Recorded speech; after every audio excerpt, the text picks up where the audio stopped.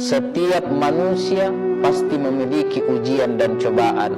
Karena hal ini Allah Subhanahu wa ta'ala telah tegaskan di dalam Al-Quran, وَلَنَبْلُوَنَّكُمْ بِشَيْءٍ مِنَ الْخَوْفِ وَالْجُوعِ وَنَقْصٍ مِنَ الْأَمْوَالِ وَالْأَنْفُسِ وَالثَّمَرَاتِ وَبَشِّرِ الصَّابِرِينَ. Kata Allah, kami pastikan, kata Allah, kami pastikan, kata Allah, kami akan uji kalian dengan sedikit rasa lapar, kekurangan buah-buahan, harta benda, jiwa, raga, dan lain-lain sebagainya.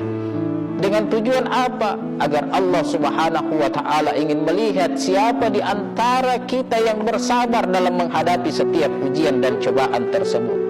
Maka kalimat yang terakhir Allah sampaikan, wa basyiris sabirin, sampaikan kabar gembira tersebut kepada orang-orang yang senantiasa ketika diberikan ujian, ketika diberikan cobaan, kemudian ia mampu melalui ujian dan cobaan tersebut dengan nilai-nilai kesabaran.